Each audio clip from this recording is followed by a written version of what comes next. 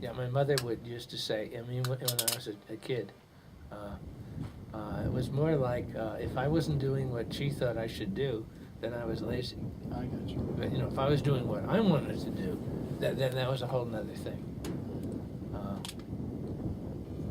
It's like little children in school particularly, they invoke the fairness doctrine if they're not getting something that they think they're supposed to get. Oh, It's not that they're worried about everything being fair. It's if they don't get what they want, then it's a good idea to invoke the fairness doctrine. Yeah. That's not fair. Right. Oh, really? But I mean, is there any Well, is there anything that's fair? I doubt it. But one way of looking at it, we were saying earlier, I think we were both in agreement about that pretty much all family systems are dysfunctional. Yeah. And perhaps part of what's dysfunctional about them is that there's not a lot of fairness. Right? I'm not completely sure in my case. I think most dysfunctional families, it's absolutely unfair. Right. That's what I'm But getting I'm at. not sure about mine. I'm not. I don't know. It took me a long time to win an argument with him about something, and when I did, he said he agreed with me.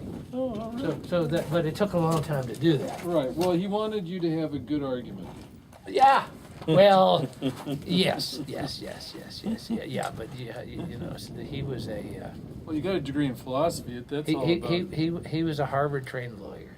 Oh. So it's like I'm before the judge, right? All right. And I better have a good argument, and it was a long time coming. but he was, but he said, oh, I agree with you. Well, see, that's the thing. He may have been expecting a college-level argument from a child. Right. Oh, yeah. And that would, of course, be a long time coming. Well, exactly. Until you were college level. Yeah, but that's when he died, when I was college level. Right. Yeah, it was like I wasn't measuring up, but I wasn't quite sure what it was I was supposed to do. Right. Well, I think that's part of the dysfunctional family system is that children are expected to measure up to a particular system, but that system is never spoken. Right. Never explained. No. The child has to figure it out on his own, and I think that's classic dysfunctional family system. Sure. I mean, it was. It was. It wasn't physical abuse. I mean, if it was a mental abuse. Right. And you just didn't know where you stood. Or I didn't. Right. My middle sister did the best, and my younger sister was more like in my status. So. Well, they may have attempted to learn from your mistakes. Did you have maids or nannies or anything like that?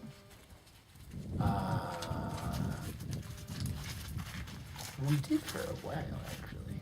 I was going to say, did for a while. They probably had maids or nannies helping take care of them. And, well, yeah, probably part of the time. Later generations couldn't afford that kind of stuff. Right. Or, it lived close enough to other relatives to... get help from grandma. Right, exactly. I mean, it wasn't like my grandfather who born in London.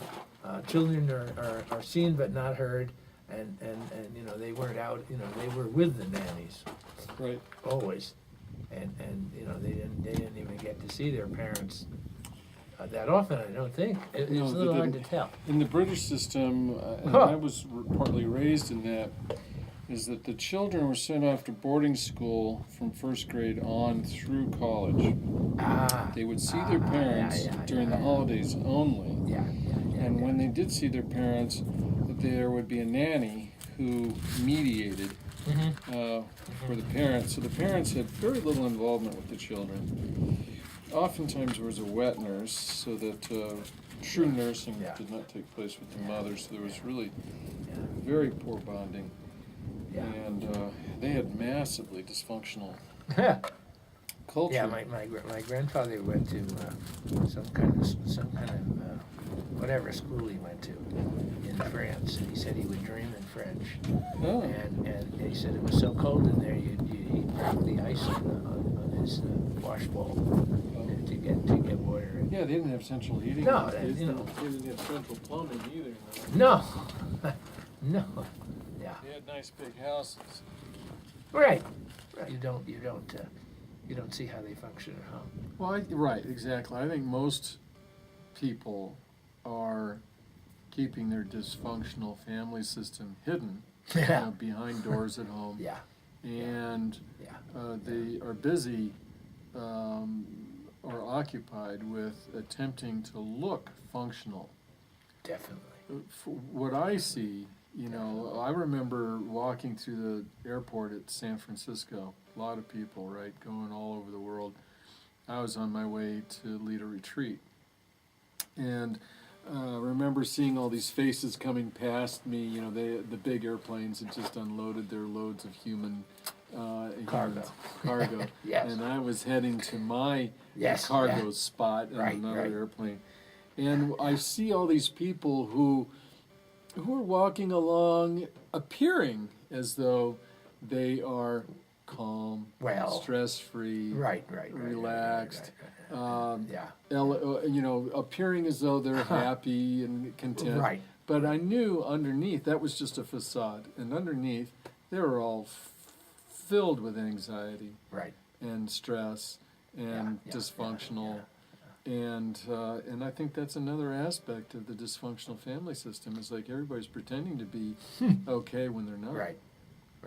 Yeah, but I mean, as a trained educator,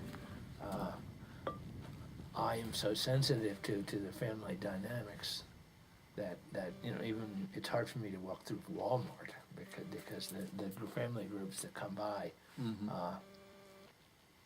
most of them are displaying something dysfunctional right there, Right. but they don't know it. Right. I don't think they would deliberately do